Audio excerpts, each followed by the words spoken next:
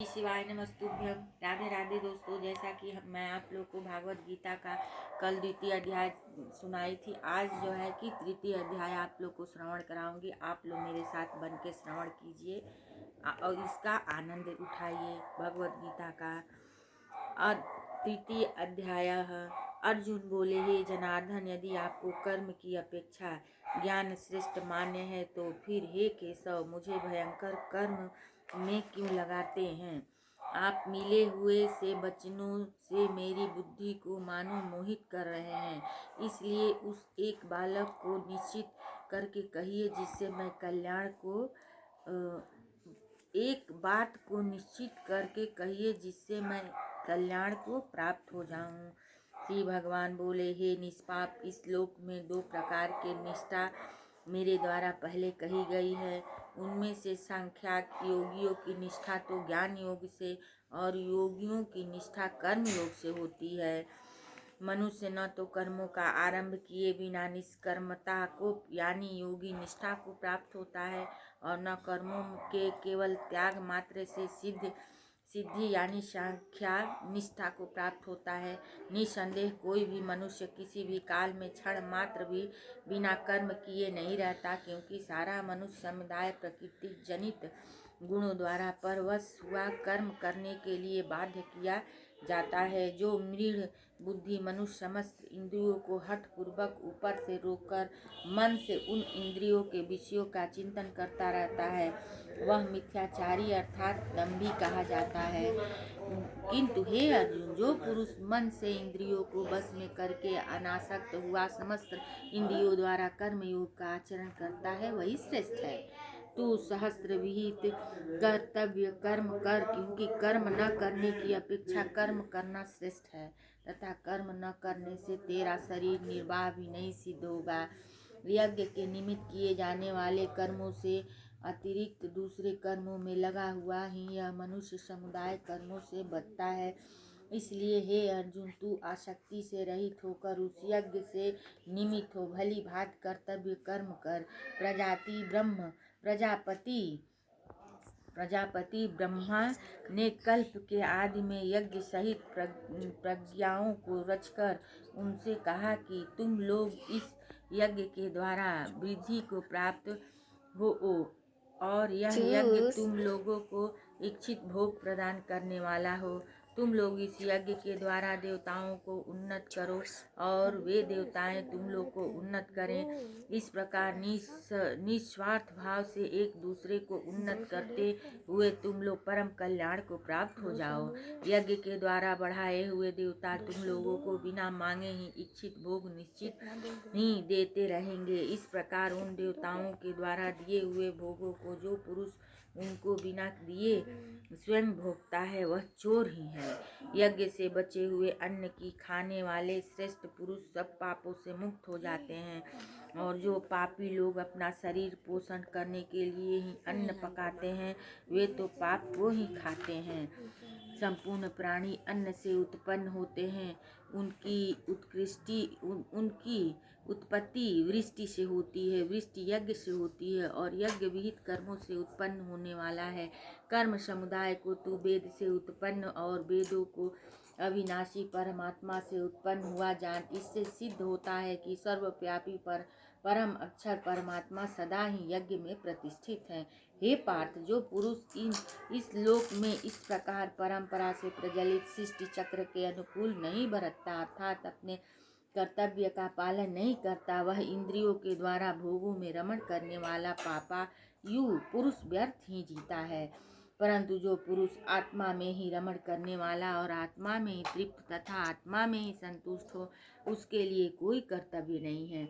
उस महापुरुष का इस विषय में न तो कर्म करने से कोई प्रयोजन रहता है और न कर्मों के न करने से भी कोई प्रयोजन रहता है, तथा संपूर्ण प्राणियों में भी इसका किंचिन मात्र ही स्वार्थ का संबंध नहीं होता। इसलिए तू निरंतर आसक्ति से रहित होकर सदा कर्तव्य कर्म भली भांति करता रह, क्योंकि आसक्ति से रहित होकर कर्म करता हुआ मनुष्य परमात्मा को प्राप्त होता है। जन कादि ज्ञानी जन भी आसक्ति रहित कर्म द्वारा ही परम सिद्धि को प्राप्त हुए थे। इसलिए तथा लोक संग्रह को देखते हुए भी तू कर्म करने को ही योग्य है, अर्थात तुझे कर्म करना ही उचित है। श्रेष्ठ पुरुष जो जो आचरण करता है, अन्य पुरुष भी वैसा वैसा ही आचरण करता है।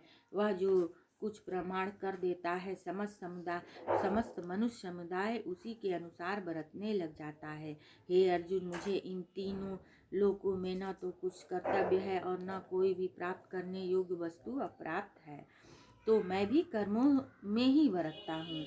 क्योंकि हे पार्थ, यदि कदाचित मैं सावधान होकर कर्मों में न बरतूं तो बड़ी हानि हो जाए, क्योंकि मनुष्य सब प्रकार से मेरे ही मार्ग का अनुसरण करते हैं। इसलिए यदि मैं कर्म न करूं तो ये सब मनुष्य नष्ट भ्रष्ट हो जाएं और मैं संकरता का करने वाला हूँ तथा इस समस्त प्रजा को नष्ट करने वाला बनूं।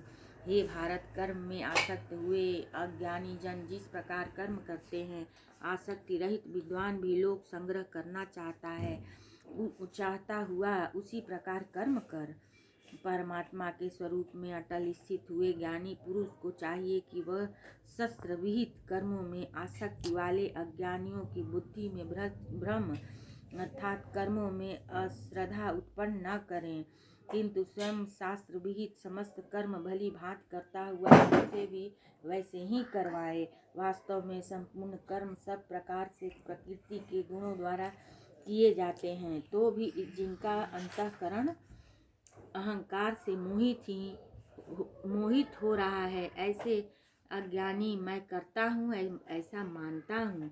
परंतु हे महाबाहो, गुण विज्ञान और कर्म विज्ञान के तत्व को जानने वाला ज्ञान योगी संपूर्ण गुणों में बरत रहे हैं, ऐसा समझकर उनमें आसक्त नहीं होता। प्रकृति के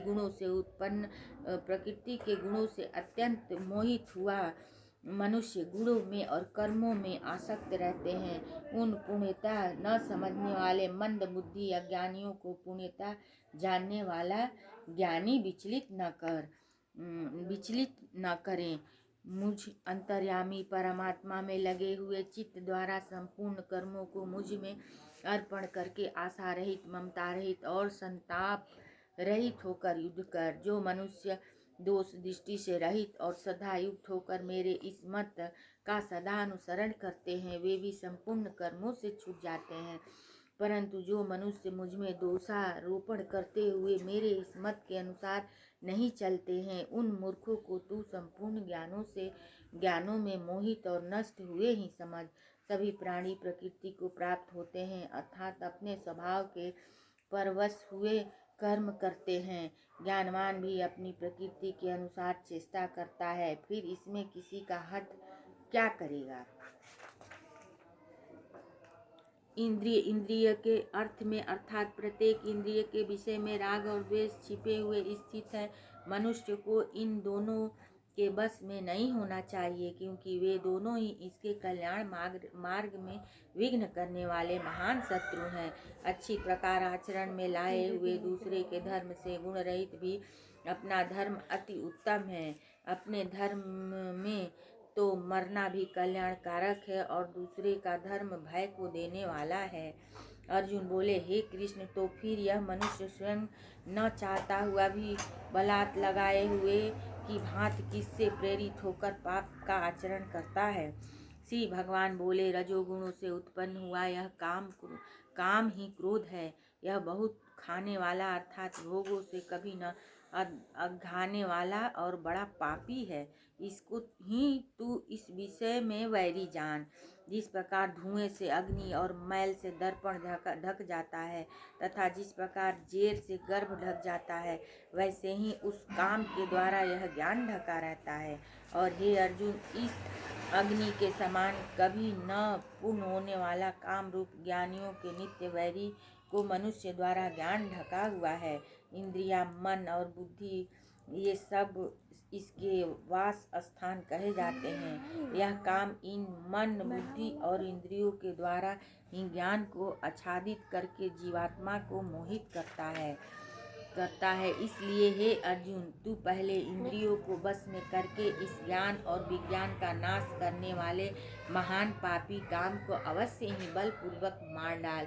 इंद्रियों को स्थूल शरीर पर यानी श्रेष्ठ, बलवान और सूक्ष्म कहते हैं। इस इंद्रियों से पर मन है, इंद्रियों से पर मन है, मन से भी पर बुद्धि है, और जो बुद्धि से भी अत्यंत पर है वह आत्मा है। इस प्रकार बुद्धि से पर अर्थात सूक्ष्म, बलवान और अत्यंत श्रेष्ठ आत्मा को जानकर और बुद्धि के द्वारा मन को बस में करके हे महाबाहो, तू इस कामरूप दुर्जय शत्रु को मार डाल। श्रीमद्भागवत अध्याय तृतीय समाप्त। जय हो प्रभु। सब लोग मेरे साथ श्रवण किए श्रीमद्भागवत गीता का तृतीय अध्याय, इसके लिए आप लोग का बहुत बहुत धन्यवाद।